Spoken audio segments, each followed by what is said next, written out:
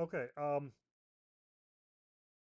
So we'll go back to the overall data, but so I want to just point out money flow while it is strong money flow, while it's bright yellow, the bars, then the like I said before, it's telling you not to give up on the long. So when I look at this, even though the signals are mixed, it still is giving a strong money flow, which, because both sides have not given up, you could see some moves down, but ultimately this is looking more bullish than bearish. So I just wanted to get that out of the way just in case anyone's in a short. Just wanted to get, make sure you know that the better trade right now, according to the indicators, is buying the dips. And that obviously can change at any moment. Obviously, we started the morning, rejected this white line, which is the Bollinger Band. Important place that there was news related. Actually, it happened just before the news. But then rejecting this pre-market high, that's a very bearish sign. Okay, so if you can get a rejection at one of these important levels, then the bears basically gets very motivated. So when you reject that line, and you can even like one candle, two candle, this is where you could say, okay, I'm gonna ride this move down because we rejected an important level. So that was a good short. You can see at the or before the open, we had a long signal. We don't have a short signal yet. You can see the alpha zone is positively slanted. We have nice buying pressure. Obviously, then we got selling pressure, but now it's picking up again. You can see that the alpha zone did invert there briefly, and then it inverted again, more of a bullish nature. And then if we look at if we look at NQ, we could see it's not as bullish as ES. So when you have both ES and NQ disagreeing, you want to be more careful. Um, so NQ, we had a long year at the open, but it on a red candle, so we had a nice long, and if you took it, you had a nice big 1 minute candle here, and you guys know that I always say take profits on a big candle. So if you got into this long here on this red candle, then you definitely should have taken profits at the top of it. And at the start of the morning, you don't keep runners because you don't have a proven trend. You only hold runners when there's a trend that has proven itself. Okay, so again, beautiful long year and beautiful take profit. You can see that we've been on NQ, we rejected that. We stayed above the alpha zone, rejected again. So there's a lot of news related. Bounced again. So it bounced in this box. So, we came in, and then we had this strong rejection there at the previous day's high, that line.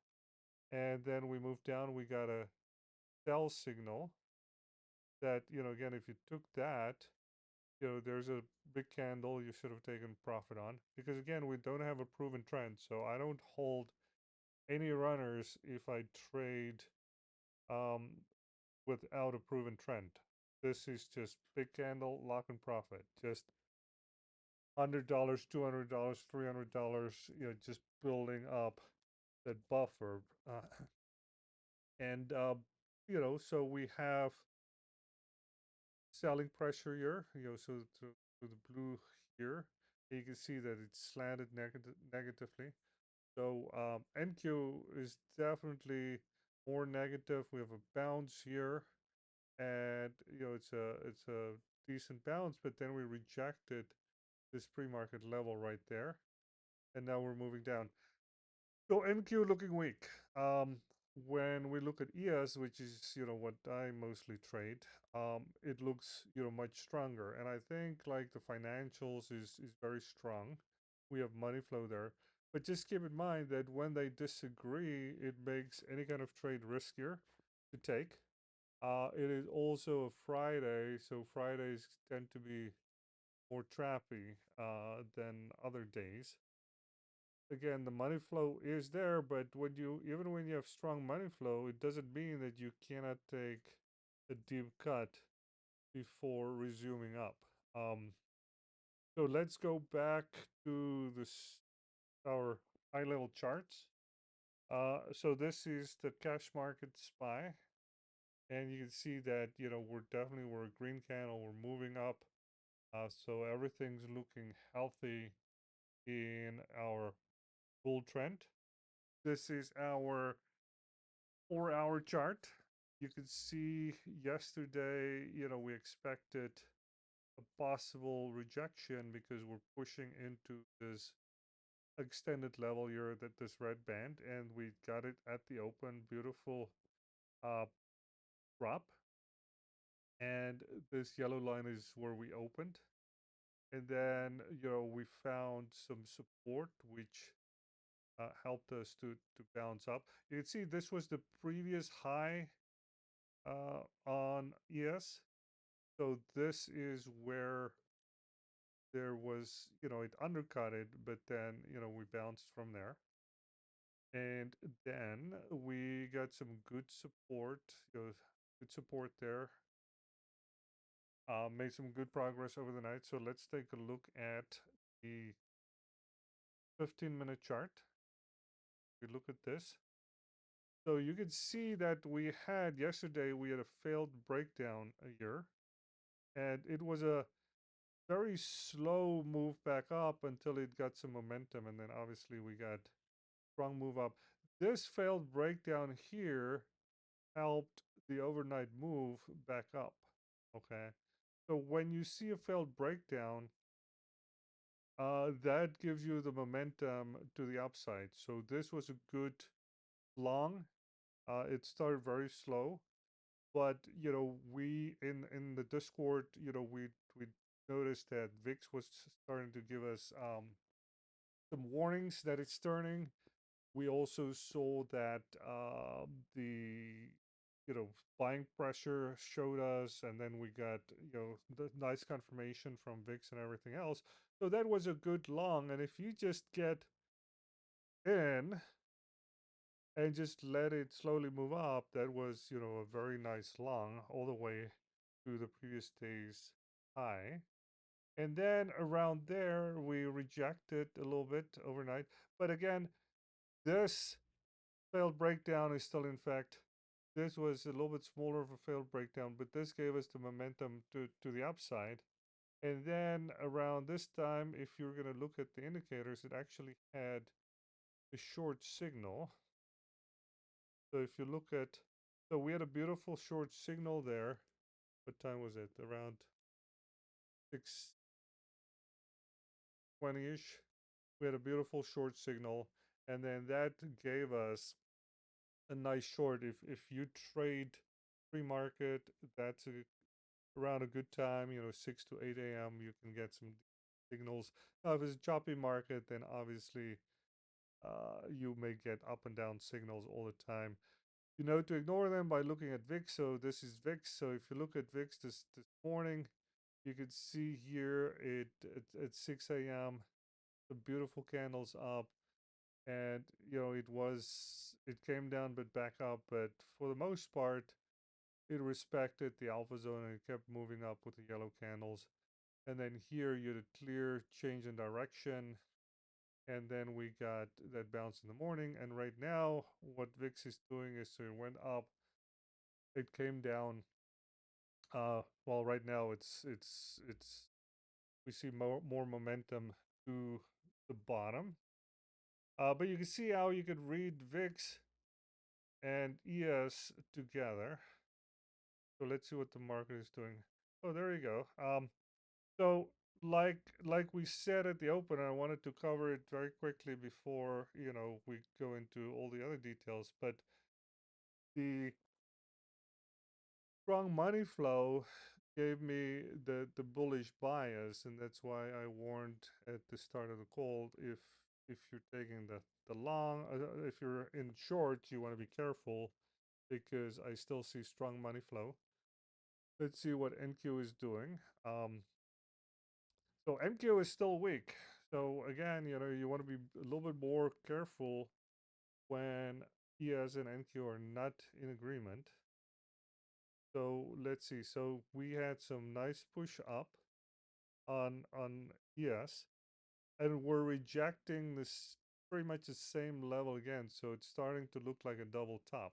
So if you're in a long, you know where to take profits. And again, we don't have a confirmed trend, so you're not going to hold into runners. So your objective is to take profits. So when you're in a trade, your VWAPs, your target level, previous day levels, pre-market levels, the upper, the Bollinger Band, the upper mean reversion bands. So if you got into this long when we talked about it here, you should have known to take either profits here at the Bollinger Band or at the pre-market level or at this upper band or at the previous day's level.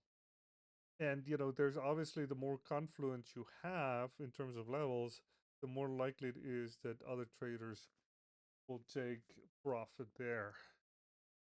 Okay, let's see. Did we? So this is, so you can see right now, this failed breakdown from yesterday. Now we have a failed breakdown here. So at this point, if you look at the higher time frame, the bulls have the advantage. And again, that could change at any point, but you can see this. Obviously, there was a rejection there, but it was more news related than anything else. And a long week there. And right now, if we're going to break above this pre-market high, you could definitely expect to see the momentum to the upside. And then your next big psychological resistance level is going to be 6,800. Now, obviously, if we push into this red line again, then we could see a rejection. But nothing's guaranteed. If it could just totally push through it, the market is extremely bullish. And if we can get NQ to start moving with ES, then you could see a massive squeeze because all of these guys that chase to move down, they're still in the trade because they're still feeling good. Well, they're not feeling good, but they're thinking that we could reject here and then they're gonna be green again. But what I'm seeing is I'm seeing a more likely case that we start pushing up and these guys start stopping out. Now, when they stop out, they become buyers, and that buyers pushes the price up, and that could give us a beautiful squeeze, I would think, to close to 6,800 on ES. Now, it would make it more likely if we can get, NQ to participate. And if you look at NQ here, and you draw a box around this, it definitely seems that it's starting to hold that level. But, it's still below the VWAP. It's still below the 48.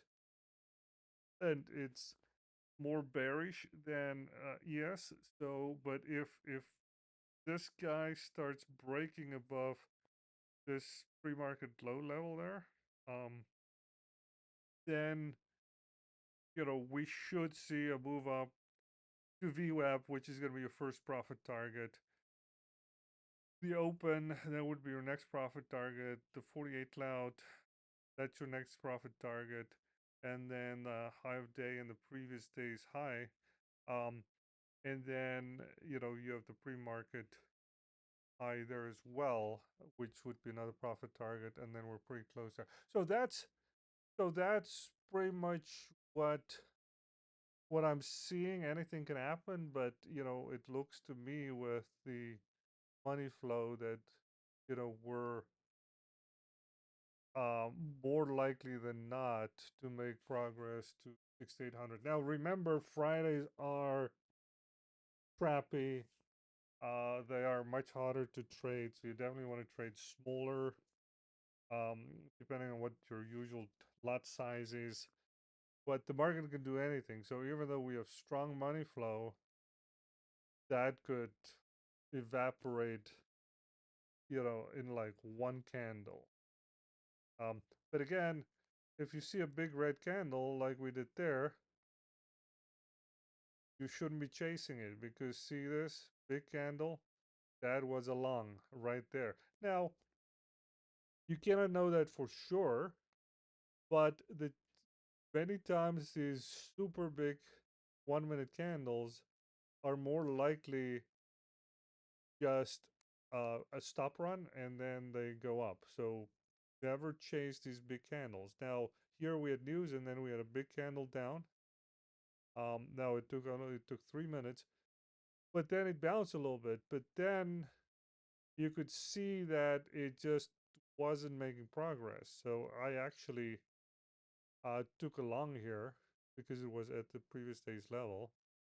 And then when it got stuck and it didn't make progress, I did take profit. It was a very small profit, but then at that point, I'm like, oh, I don't trust this anymore because it's just stuck here. And then just as I got out of my long, it dropped. And actually, I got into a short around here somewhere. I don't remember. So that was a nice short. And then obviously we held the same level here, and then we're slowly grinding up. And again, I like the money flow. I like the green dots. I like the buying pressure. I like this green line that's saying that we're starting to form a trend. I like the background.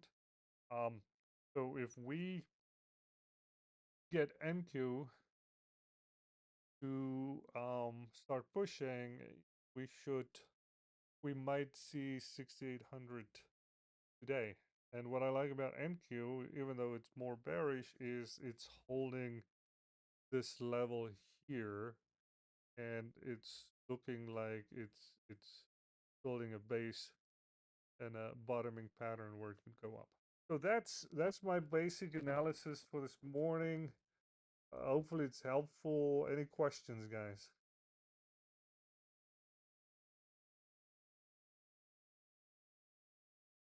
and gals? I don't have any questions, but And does it make sense what I'm seeing and what I'm explaining and why I immediately said bullish on ES when we started the call before doing anything else? it makes sense. Okay, good. Now, I mean, so if you guys don't have questions, I go ahead.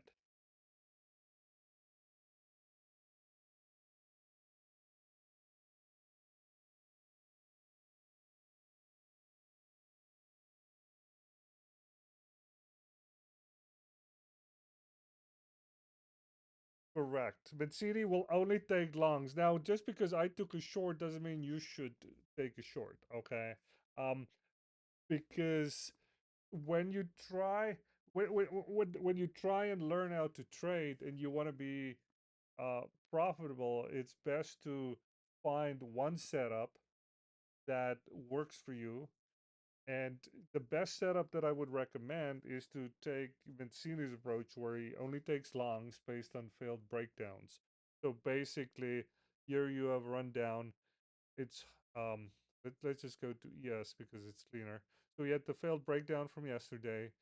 You could consider this a failed breakdown as well, and then you could get in long. Um, so I would not recommend that you try and go short and long. I mean, I do it because I've seen price action, and I expect it And like I said, I expected this to bounce. That's why I got in there, but it didn't. And then I went short. And these are scalps. I'm not holding on to it. Um, and I also have a tight stop. So if I'm wrong, I'm not gonna lose a whole lot. So you have to be quick fire on any kind of these things. But so I don't recommend it, and that's why when we started the call, the first thing for those that got here at the beginning, if you didn't, you can go watch the recording. But when we started it, I immediately jumped to the 1 minute charts and explained that the setup was bullish and not bearish because we were around here somewhere, and I wanted to make sure that people are not, if they're in shorts, that they're careful because I'm seeing a long setup. But yeah, definitely don't go back and forth. I mean, I'm explaining what I did, and like I say, big candle. This is a long. This tried along, it failed, and then I went short. Um, but you don't have to do that. You could just wait for these, and then wait for the failed breakdown, and then trade that to the upside. Did that answer your question? Yeah, but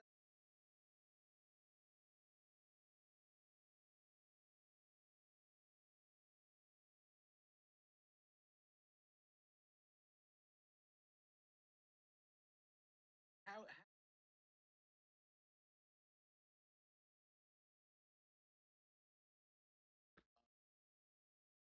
So my stops always have fixed values. So if I take a trade, um, I mean, so I usually do like a $250 stop by default.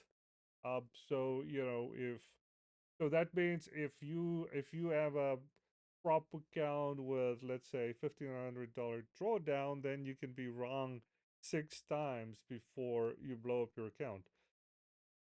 So if I have a very good setup, then I have bigger stops. But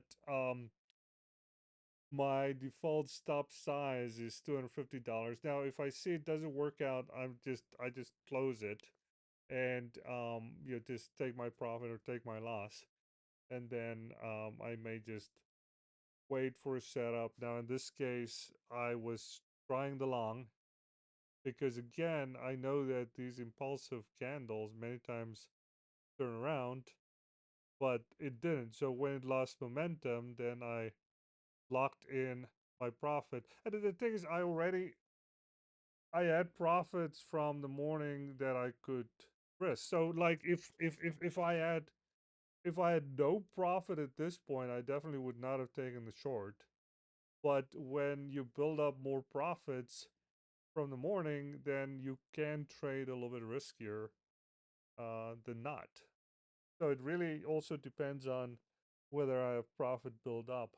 Oh, look at that beautiful push. I hope someone on your got it. Obviously I'm not taking trades while I'm talking to you guys. Um, but yeah, I mean, so feel free to push me some more because I think it's all great questions. But I think it will definitely help others. Did I answer your question? I just yes,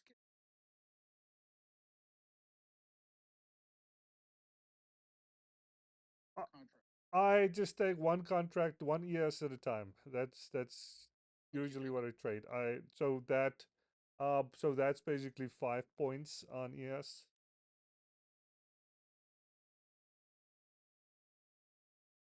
And I rarely let it go there, but sometimes these candles are so big, so I never take a trade without stop loss. And because of the software I have, it does that automatically for me, so I take a trade and it sets it, and then I have a button that I press that moves it up to break even. So as soon as the trade starts working for me, I if I'm not if it's not a great setup and it's risky, then I just press the break even button and it automatically moves the stop up to break even.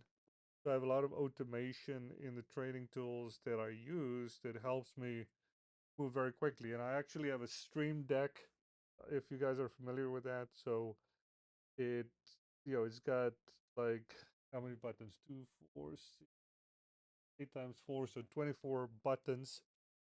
And so I just press a physical button on it, and then it moves all of my trades to break even. So even if it turns around on me, like so if I so when I got into this long, as soon as it started working, I hit break even, and then when it got stuck, I just pressed the exit button. So I got out for full profit. So I'm able to really move fast without looking at the screen because it's physical buttons. I know where they are, and so I can press them without looking at my fingers or moving a mouse.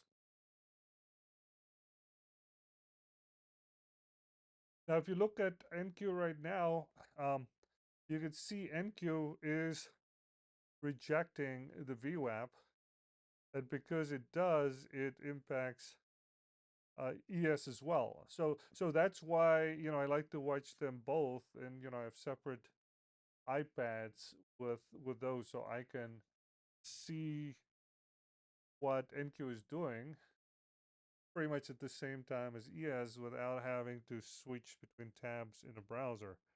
So we know that VWAP is where you want to take profit. So if NQ gets there, then that should also be a take profit for ES, because many times they will react together in this way.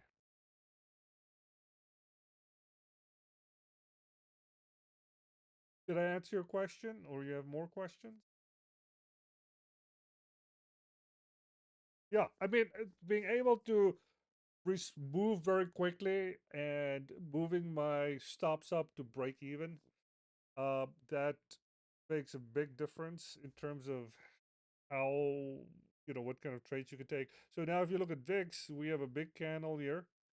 Now this might be a fake out candle, but we know if VIX goes up, it puts downward pressure on the market.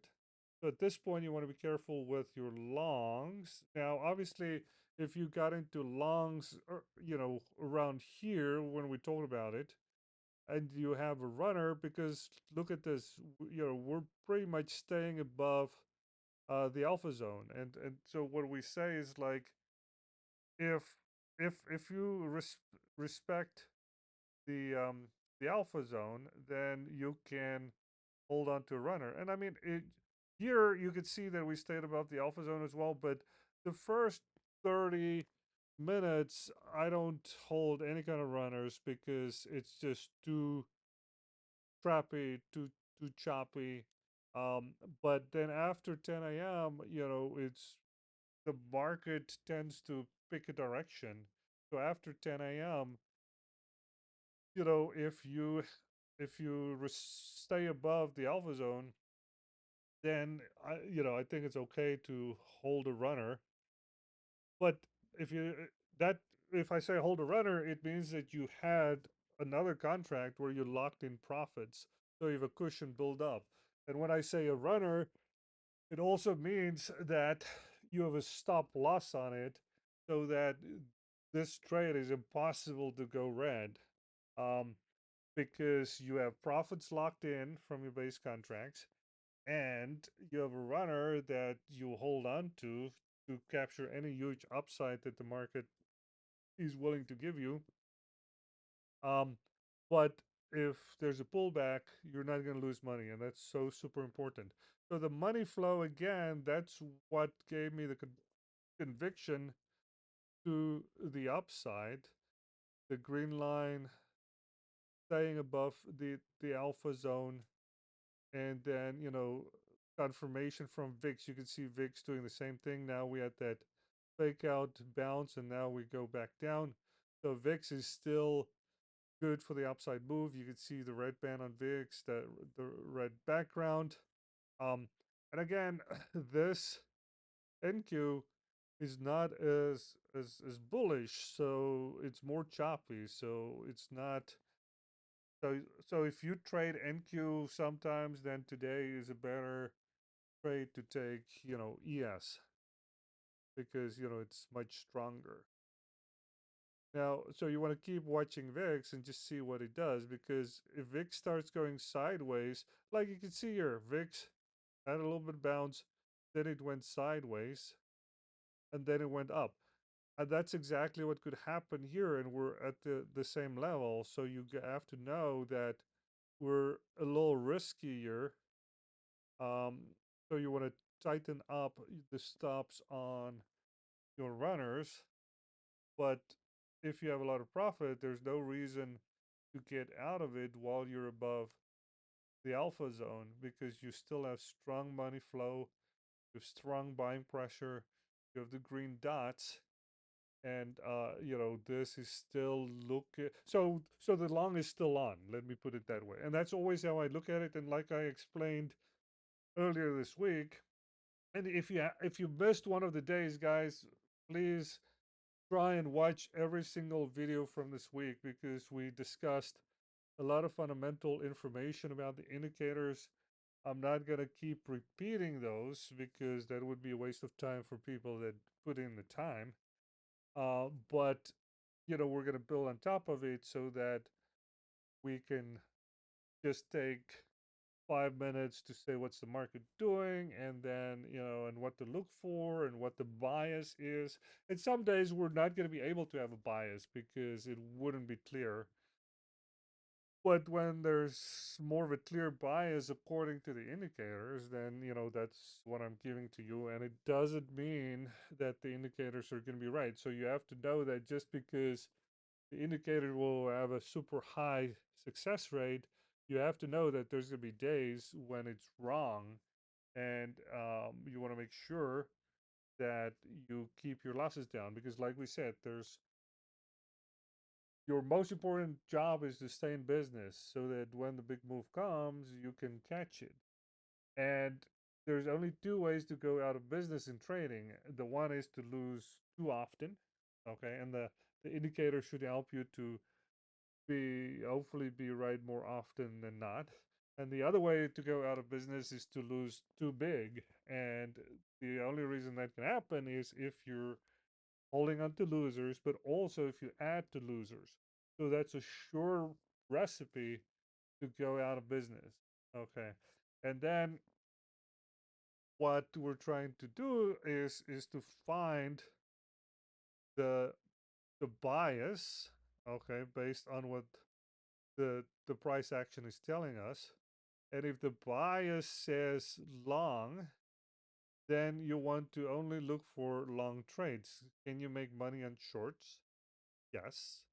Um, but it's riskier, because you have to know that if you get into a short, you don't want to overstay your welcome. You want to take your profits more quickly. And I would not recommend you do that unless you are consistently profitable. And that means, you've been consistently profitable on a daily basis for multiple weeks. Otherwise, your bias is there's the long signal, so you're looking for longs. So you get a big pullback. Then you're like, is this a lot? Do I want to get in here? It's still before 10 a.m., so it's risky. But if you got in, obviously you made money. Lock in profits on big candles, lock in profit on levels. It's before 10 a.m., so we're not looking for a trend. Even though a trend could start at the beginning of the day, you're not looking for trends until after 10 a.m. Then you get a big pullback.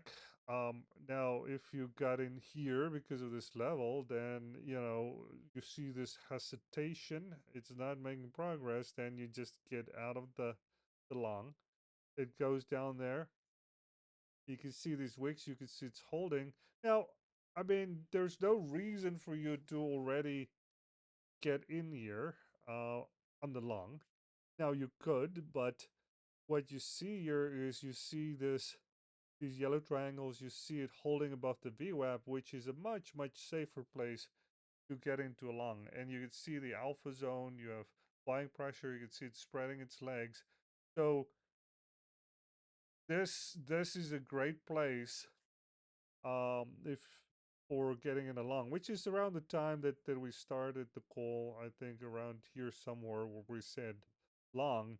But so if you look at it in retrospect, that would have been the better, safer, I should say, the safer long entry, because you have all the signals there. You have money flow, you have buying pressure, you have, you're above the VWAP, you have this failed breakdown, you have the failed breakdown from yesterday, um, and then you have an alpha zone forming, you have the triangles, and that obviously paid. And you only really need one good trade in a day, and then you should be happy to just go smell the roses.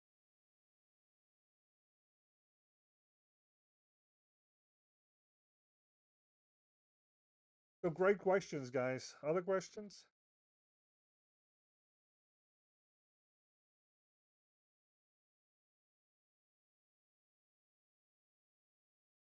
So my plan, just to be effective in terms of everyone's time, is to just, I think, and I'm open to feedback, but is to just take a morning session where I can explain what I see from the indicators and how I'm reading it. And then other than that, during the day, I'll be typing into Discord. Like yesterday, we started off saying this is, short at 4 a.m. I posted the reasons for looking for a short. We got a short signal at the open, so that worked really well. And then later in the day, I posted in Discord saying, okay, VIX is giving us indication that it could change. And then later we said, okay, this is starting to look like a bear trap, which is the same as a failed breakdown because we're trapping the bears before we move up. And then that was basically uh, the best trade was at the open with the short signal. And then we had a nice long as well that, paid pretty well. So that's my plan, is just in the mornings do a quick session, show you what I'm seeing, and if there's some kind of bias for the day, again, which could be completely wrong. It's not financial advice, it's just entertainment. And then if I see something during the day, then to type it in there. And I may not be in front of the chart, so I may not be able to do that. But I think it's important for you, if you want to trade later in the day, is to also just watch the chat, for any kind of updates. And I want to encourage everyone here to do the same, because I know Nina is totally becoming an expert on the Mancini levels in his trading strategy. So if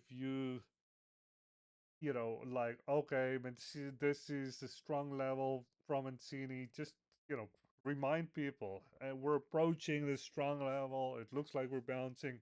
I mean, I do want to create a community where, everyone's participating, because I have a lot going on in terms of development and building the Auto Trader and Autopilot and the Copy Trader and all that stuff.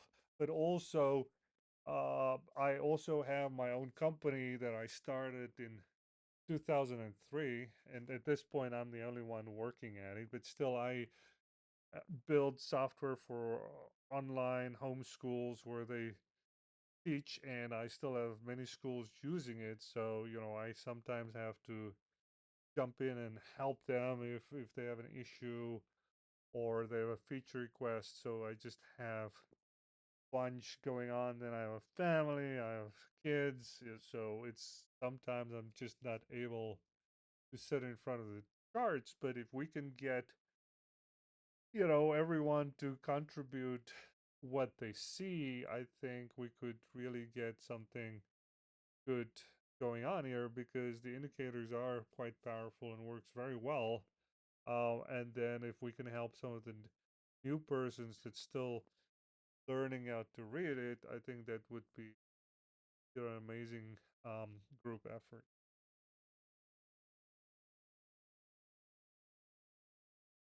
Any questions before I let you guys go? And I want to respect your time here. Did anyone catch the long?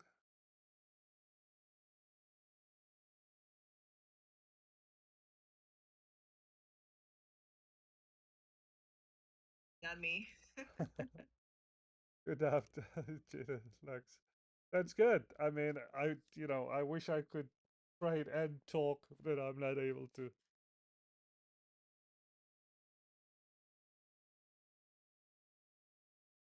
Yes, I'm gonna do that, but sometimes I do forget, and I just because I'm developing on a laptop, so sometimes I shut the laptop. If I go and get coffee or something, and then the chart stops. So if that happens, just shoot me a message, and I'll get it back online.